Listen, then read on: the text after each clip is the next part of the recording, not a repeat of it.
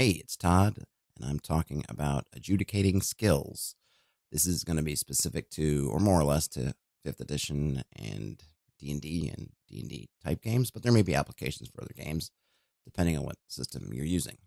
So, just to start, I guess, at the very top, in my mind, one of the goals with skill systems is sort of to show what your characters are good at, and obviously test in certain situations whether they're good enough to accomplish something or not, or if there are any twists or complications. But another thing that they can end up doing accidentally is bringing your entire session to a halt.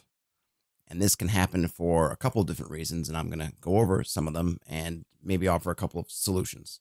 So one of the main things that can happen in an adventure, whether it's something that you came up with yourself or whether it's a published module or book, is that you can come to a place where the only way to proceed is through success at a skill.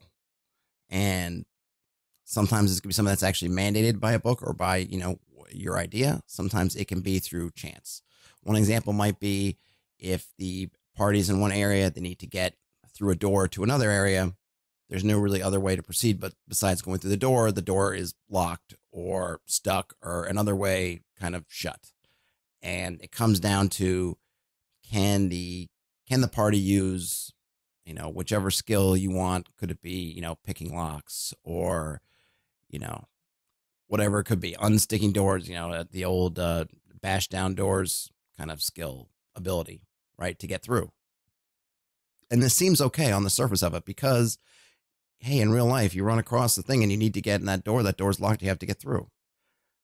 And so it seems like a not illogical thing to have, but the problem with it is that what happens if nobody makes that roll? What happens if everybody comes up, they all try their hands at whichever thing they have, and then it fails, right? They're stuck. And in that situation, you end up where you're creating the environment that a lot of, referees, GMs don't like, which is someone saying, well, can I try again? Or, oh, they tried it. Can I try it? Can we try it this way? Can we wait 5 minutes and try again? And what's the solution end up being is that you're just going to keep rolling dice until somebody makes it because there's nothing else to do. Or, you're going to use fiat and just say, well, the door comes open, or, there's no other way around it. You've come to this sort of dead end where there's really only one way forward, and that way forward is gated by this skill. If you have the skill and you can make the check, you get through. If you don't, you can't. And when you're in a spot, when you're in this kind of linear position, it both makes that skill extremely important, but also makes, failing it obviously equally as important. And you don't want to end up in that situation because no one wants to sit there and roll dice until they make a score that they need. It's frustrating for the players. It's going to be frustrating for you as the dungeon master because you've set up the situation and now it's just, there's nothing role playing about it. You're no longer in the game. You're just in the meta saying, oh, somebody's got to make DC 15. So let's keep rolling DC 15. It's not fun for anyone. Now, what are the solutions to that? One of the first things I like to think about when I'm looking at should I invoke a skill test is, one, I want to be generous. Because as soon as you roll dice, there's a chance for failure. At minimum, if you're playing the way most people do, if we're talking about D20 like D&D, right, where 20 is going to be pretty much an auto success, or in skills, actually it's not, but a lot of people play it that way. But let's just say that outside of impossible things, that basically 20 is going to pretty much do the trick. One's always going to fail. On the 20-sided die, you have a 5% chance of either one of those extremes or anything in between. So let's just take away the fact of the auto success. Just if we're going to say that 1 is an automatic failure, that anytime you ask them to roll dice, even if you put some kind of crazy modifier on top, there's always going to be a 5% flat chance you're going to fail. Regardless of your level in the skill, I could say, hey, roll this, you roll your lock picking kit plus $1 million. Still a 5% chance you can roll a 1. And if I'm playing that, hey, a 1's always a fail, you always have a 5% chance. So as soon as you ask someone to roll a test, you're already adding in a 5% chance that they're going to fail. So I like to think of being generous, right? If you don't want that chance, if the situation doesn't call for failure, or failure is not something that really works for the situation, again, you're a party, you're in front of a door, you must get to the other side of that door. There's really no point in having that fail, because what does failing do for the game? It just shuts you down inside that room. And if there really are no other options and you just have to keep doing it, then there's nothing to do to just keep rolling it until you make it. So that's one part of being generous. If the rest of your adventure requires you to get past an obstacle, don't gate it behind a skill roll, right? The second thing I think of being generous is that over the course of a character's lifetime, over the course of a game, they're going to roll tons and tons of different checks, and skill checks, saving throws, attack roll, all this stuff. And so they're going to fail. You're never going to run through a campaign and nobody's ever going to fail their skill checks. And they're going to get those kind of critical misses. If you're playing with a sort of critical miss, fumble, whatever, they're going to get them. You don't have to necessarily add more rolling to try to goose to get more failures, right?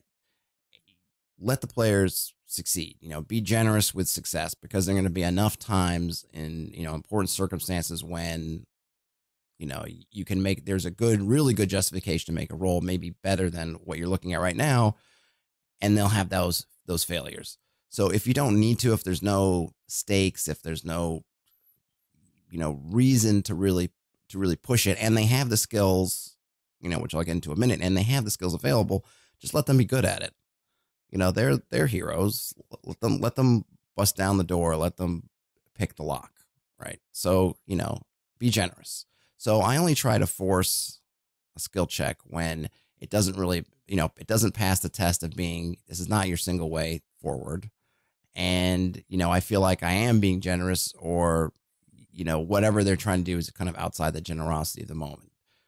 So that could be that someone's trying something really unusual, then, it's going to have a really good effect, then there probably should be a price attached to it, right? It's one thing to just pick the lock, but if they were going to do something really fancy and then it was going to auto lock the door on the other side and automatically have a trap attached to it, if it was going to be something like that, I'd say, okay, well, this is something that, I think needs a check, because, you're trying to do more than just the minimum. You're trying to get a little extra. So if you want a little extra, you have to, invest in that. So when I talk about sort of being generous with characters and their skills, if you remember, when you're building a character, you're going to have certain proficiencies, right? You're proficient in this, you're proficient in that. Thieves are proficient with, lock picking tools. Fighters are proficient with, their armor that they wear, things like that. I read proficiency as kind of like professional training. And to me, that's another level where I'll look at it and say, if you're proficient in something, I'm going to give you more latitude than I would for somebody who, even if they have a high natural skill, maybe is not proficient. So, for example, if someone is proficient in lock picking tools, and this is an easy, door, it's not a fancy lock, I'm more than inclined to say, look, you're a professional locksmith. You're going to get through the door, right? To me, it's no longer a question. And it helps differentiate characters between those who have real training and those who may have a really good natural aptitude, but don't have the training. I'm happy to give the edge to the people who have training, the people who have, through their character story and the way they built their characters, they've put in time in the fiction to master these things. I'm happy to give it to them, give them that much. If they don't have the proficiency, maybe you make them roll, but if they do, give it to them. So you kind of create these sort of tiers, right? So you have the tiers of sort of the untrained, and then you have the tiers of the trained. And then certain skill rolls may fall only for untrained people. And then you can make a level that say, this is hard enough, that you need to roll for, even if you're trained.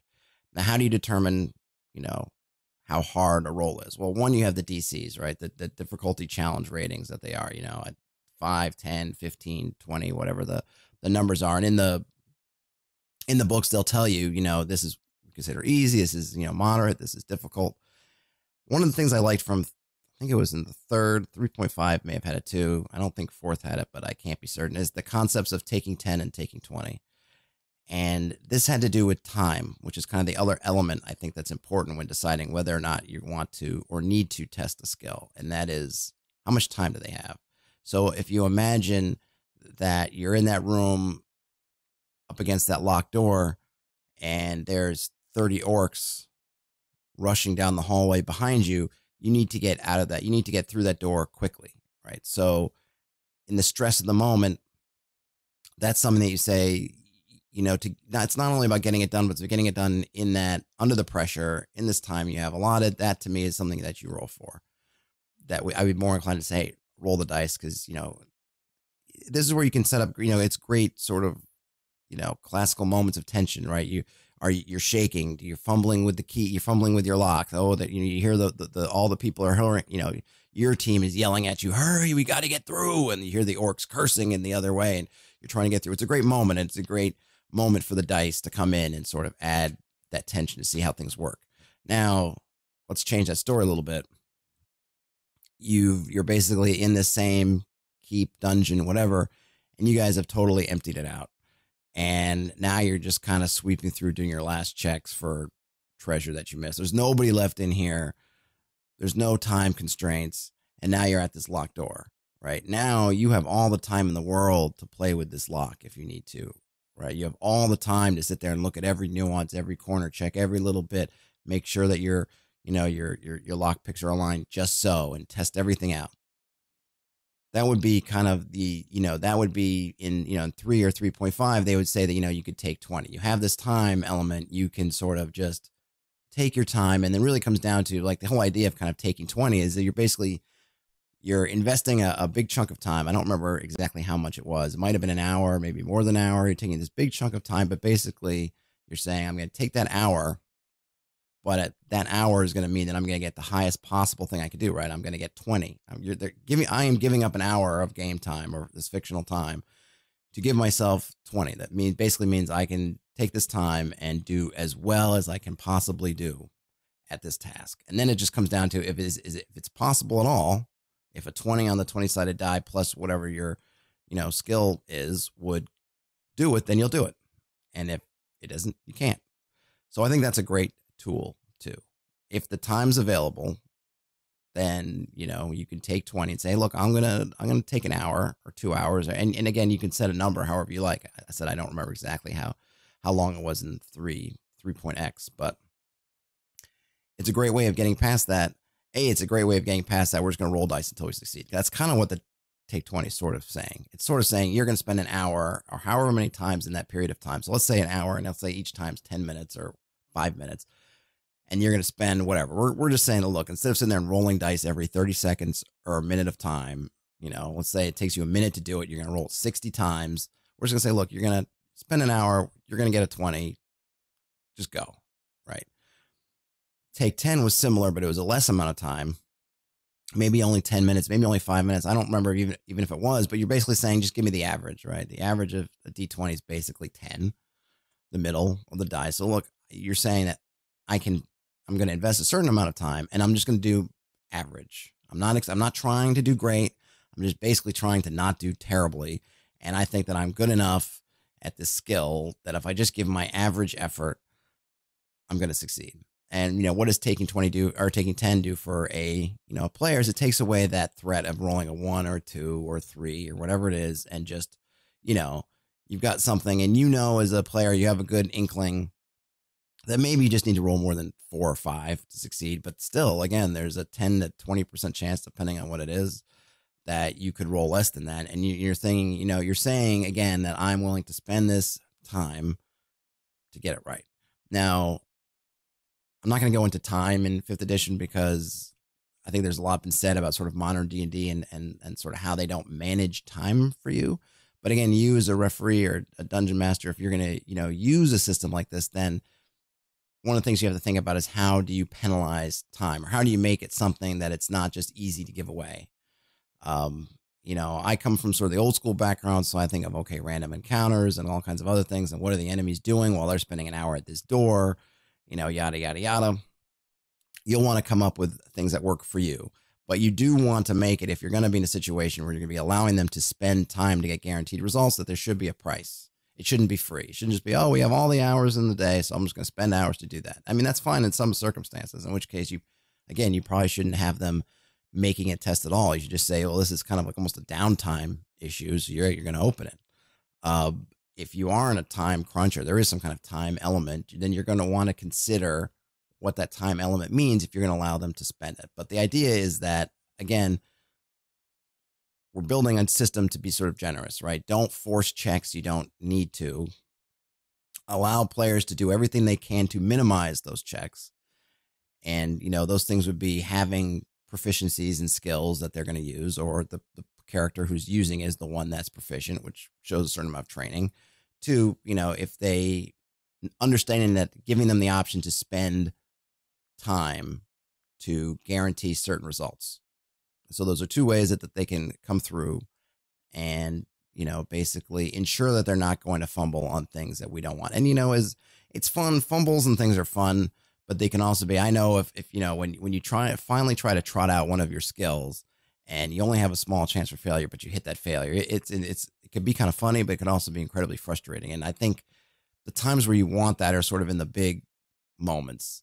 And it's really annoying when there are little moments where your impression is that, look, I'm a thief, and this is like a barn door that's got a giant padlock with huge gears in it. Looks like it's old. Looks like it's going to fall off if I blow on it the wrong way.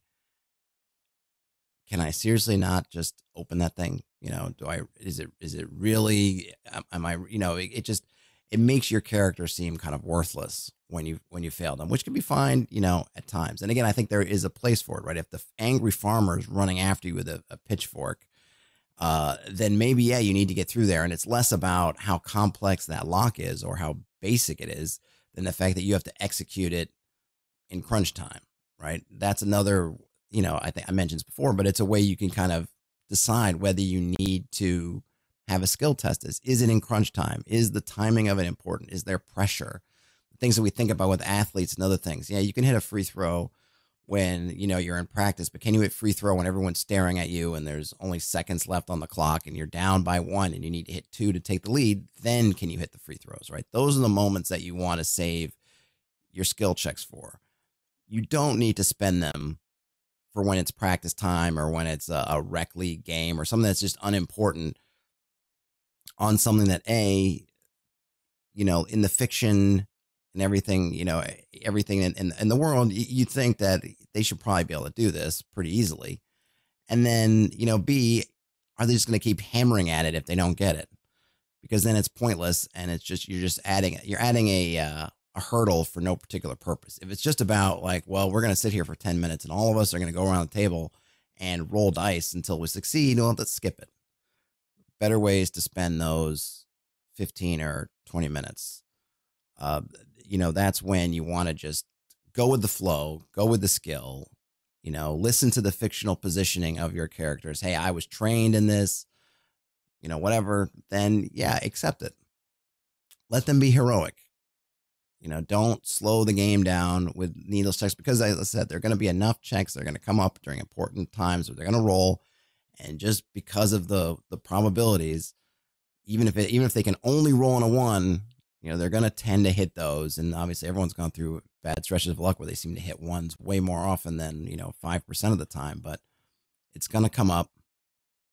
So I think by being generous and, taking into account the fictional positioning, taking into account the pressures and the time and the training of your characters, you can empower them without really giving them too much. It's those little things I think that can make players feel special, particularly if you have some characters who don't have a lot of skills, letting them shine on the skills that they have, the few ones that they may have or that aren't, overshadowed by somebody else when they come up can do a lot.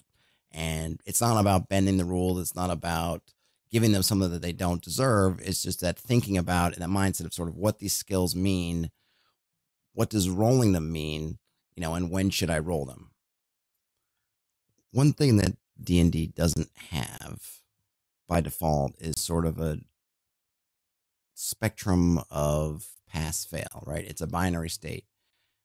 You hit a DC on your skill check, you succeed, you miss it, you fail.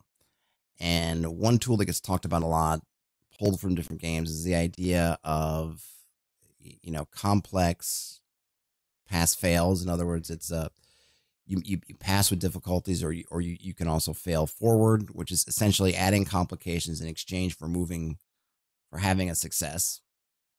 And I guess if you look at critical successes and critical failures, if you use those in skills, though, that essentially gives you somewhat of a spectrum. But Unfortunately, that doesn't really address the whole meat, really, of the probability scale. It's just the very extremes, right? So when we're talking about sort of the complicated pass-fail part, that it's sort of that if you think about that, here's your area where if you hit it, you're going to basically, you know, succeed. Then on this side, you're going to have, okay, I'm going to succeed really well. On this side, maybe I'm going to fail, or I'm going to succeed with some difficulty. So, you know, that's kind of the range it is. If way on the edges is your, you know, critical success, critical failure, then we're talking about sort of the middle. Anyway, games like the Powered by the Apocalypse type ones have that sort of, you know, you succeed very well. It's not necessarily a critical success, but, you know, you're going to succeed and maybe get some extra juice. On the other hand, you're going to succeed, but you're going to add complications. Or, you know, you can look at it like, you know, you fail, but make it through, or it's, you know, whatever. You can look at it as either you're passing or failing, but you're, I guess where the phrase I hear come up, you know, is called fail forward, right? You're going to pass the obstacle, but it's going to be complicated. Now, as I bungled all that, if we go back to the locked door situation, it will be something akin to you're making your check to, you know, to pick the lock. You roll this sort of fail forward or pass with complications, and a few things might happen. One might be that you open the door, but you break your lock picks in the lock, right? That would be a complication because theoretically you can't lock the door again. It's open. So if you're trying to get through without leaving a trace behind you, or you're trying to be sneaky, well, now anyone takes a look at the door, they can see your lockpick sticking out. They're not going to be able to lock the door. They're going to know that you passed through. Or you can't then easily block a monster from coming in after you, if that was your goal.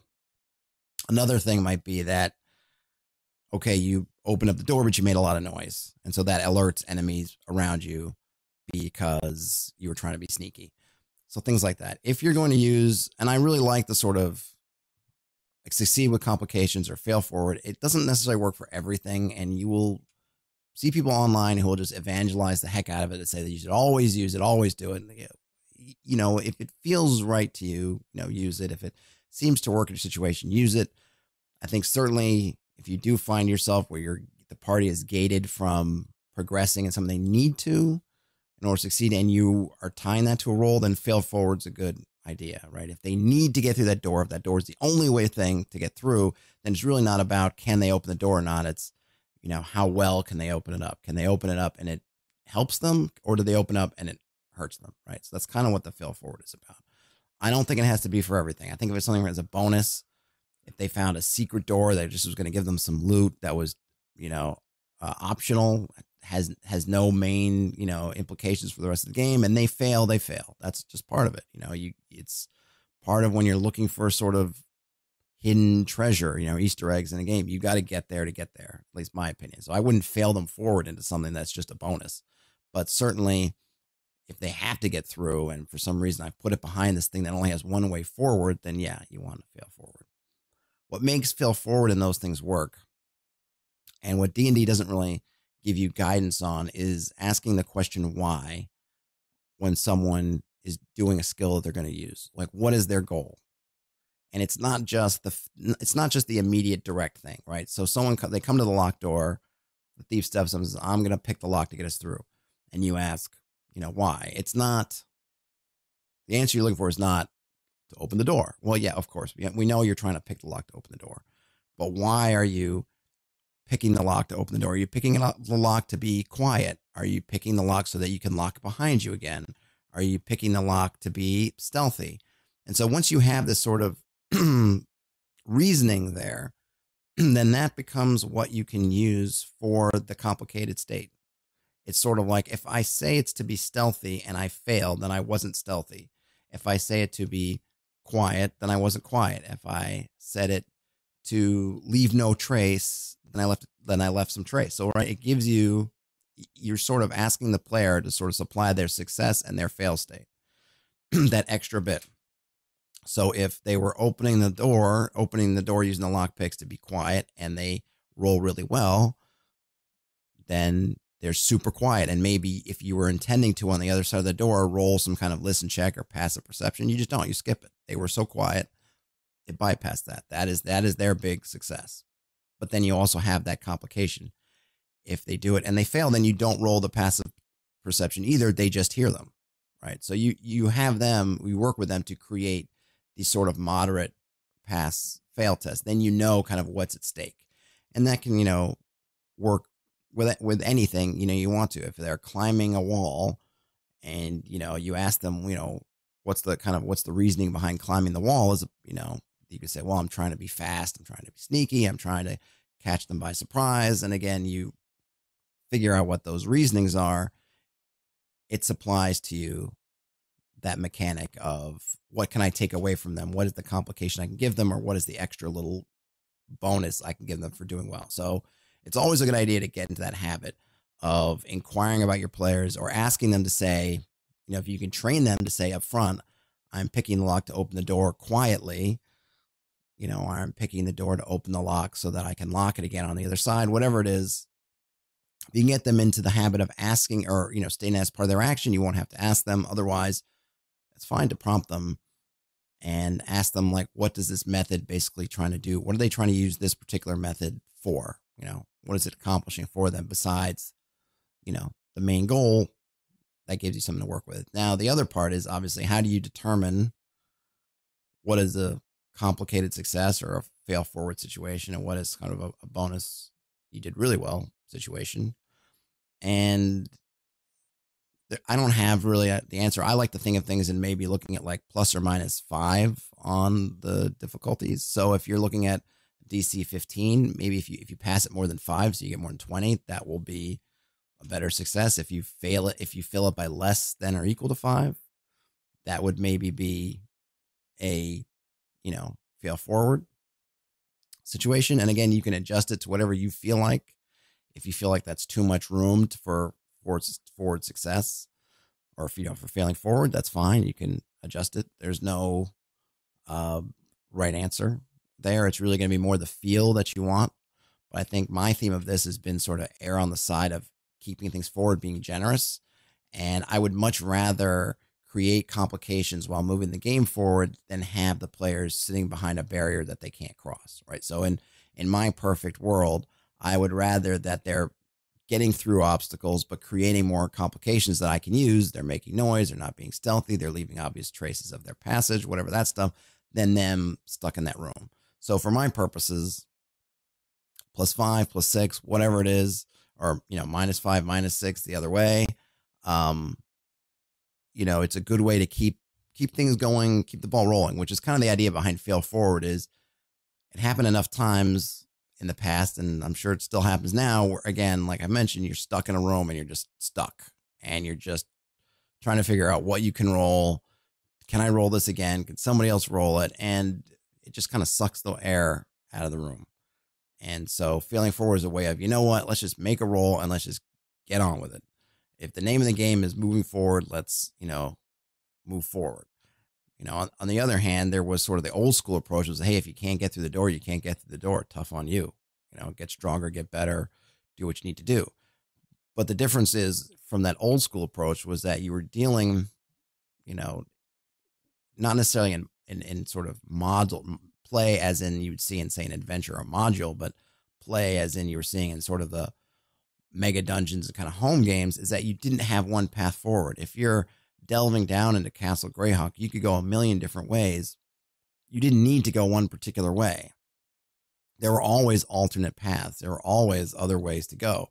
So one door being locked is not a big deal. You would just back out and you would go another way. You don't know what's behind there, but there's usually multiple paths down, multiple paths up, multiple places to go. You let it go, and then maybe you come back to it. And there's not that frustration. If there's a door on one side and you don't get it right then, and you go exploring some other way, and maybe you leave and you come back a week later and then you try it, that's fine. That's not what frustrates people. It's when you just have to sit there in the one session, hammering and hammering and hammering until you get through. So while I think some people will still kind of stick to that old school approach, the old school approach was really given more that you had a ton of more choices involved. This is not, a situation where you're trapped by one, solution. And I think if you want to go with the, hey, I don't want them to fail forward, I don't want to give them for nothing, they got to pay the price, then make sure that your elements have multiple ways of getting in and out, right? If they're storming a castle, don't make the castle just invulnerable except for one doorway, and then they have to go through it. Because it's one thing if you can, as a party, you come up to a castle and the gate's closed, you try to bend bars, lift gates, it doesn't work. And so you go, okay, we're going to scale the wall, we're going to do this, you can do that. You have options, right? If you come into that same castle and you try to bend bars, lift gates, it doesn't work. You look around and everything is covered to the nth degree. Oh no, there's 100 archers at everything. Oh, you can't go in there. It's got whatever. Then frustration is going to pile up again. So if you want to be on the more stern side and say, hey, they got to earn their way through, totally fine. But just make sure that there are multiple avenues through which they can pass. Because in the real world, if you can't get through a door, maybe you can break it down. Maybe you can get through a window. Maybe you can, if there are bars on the window, you can saw the bars. You generally have lots and lots of options, right, to get through somewhere. But oftentimes in games, the way you may design a room or a corridor or an element, not purposefully, is you end up in a spot where there's just one way forward. And if there's one way forward, think awfully hard before you gate that behind a skill roll. I would say just don't do it at all. But if you must do it, then think about failing forward, thinking about ways to, again, keep the game moving. Because the one thing you don't want is just dead time in your game due to a skill. If you enjoy videos like these, please consider subscribing to my YouTube channel. It helps me out a lot. I also have a Patreon if you'd like to support the show in a different way. Thanks for watching.